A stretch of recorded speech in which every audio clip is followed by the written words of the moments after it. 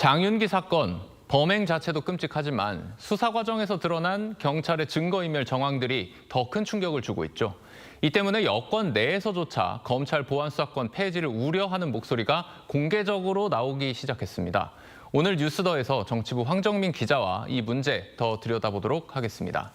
자, 황 기자, 보안수사권 완전 폐지를 밀어붙이고 있는 민주당인데 이 민주당 안에서 완전 폐지에 반대하는 법안도 지금 준비가 되고 있다고요? 그렇습니다. 민주당 홍기원 의원이 모레 대표 발의에 나설 예정입니다. 네. 성범죄와 아동, 노인을 대상으로 한 사건, 그리고 공소시효가 임박한 사건 등에 한해서는 보안수사권을 인정하자는 겁니다.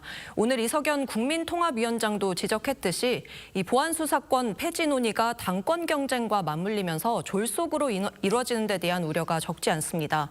이소영 의원은 형소법 개정안 처리를 8월 전당대회 이후로 미루자고 했습니다. 여당 안에서 여러 목소리가 지금 나오고 있는 건데 반대로 완전 폐지 입장을 옹호하는 여권 인사들의 목소리도 여전히 적지가 않죠.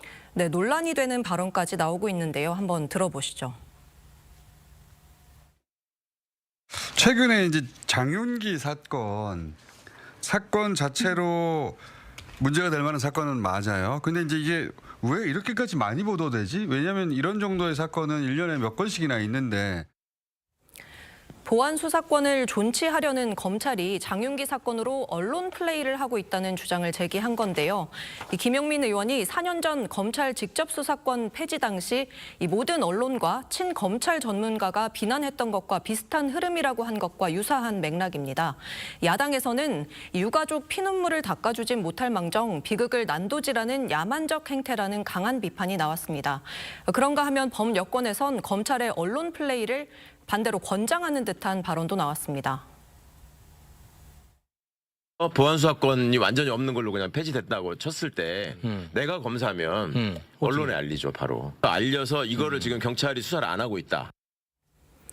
한쪽에선 검찰의 언론 플레이를 문제라고 지목하면서 다른 쪽에서는 언론을 활용하면 된다고 하니 지금 폐지론자들 간에 엇박자가 난 거냐 이런 냉소적인 반응이 여권 내에서도 나옵니다.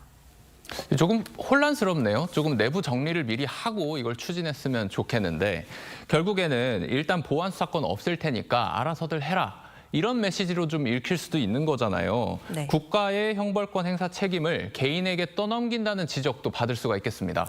네, 당에서 거론되는 피해자 신고제 강화 역시 같은 비판에 직면해 있습니다. 경찰 수사가 미진할 때 이의 신청을 다각도로 할 수 있게 하면 부실 수사를 방지할 수 있다는 건데요. 이를 두고 정치권 안팎에서 피해자에게 수사 부담을 떠넘기는 게 대책이냐 이런 비판이 나오는 겁니다. 내일 여성단체들은 국회에서 수사정보 접근이 제한적인 성범죄 피해자에게 책임이 전가될 뿐이라는 지적이 담긴 기자회견을 열 계획입니다.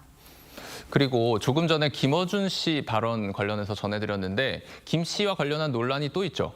네, 민주당 당권 경쟁과 맞물려서 김 씨가 유튜브 채널에서 공개한 김민석 전 총리의 이 계엄 당일 CCTV가 논란입니다. 네. 일단 국민의힘은 김 씨의 CCTV 입수 경위를 문제 삼고 나섰는데요.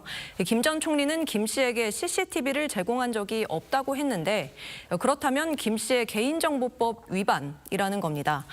국회 CCTV 영상은 이 법과 내부 규정에 따라 엄격하게 통제되기 때문인데요. 국회 사무처에선 지난달 김 씨 측에서 해당 CCTV 제공을 신청했다고 밝혔습니다. 여권에선 입수 경위 진실과는 별개로 이 김 씨가 김 전 총리에게 계엄 표결 불참 해명을 위한 이 판을 깔아줬다는 데 주목하는 분위기입니다. 일각에선 김 씨가 정청래 전 대표와 거리를 두고 친명계와 관계 변화에 나선 거다 이런 해석도 있습니다. 네, 황 기자 오늘도 수고했습니다.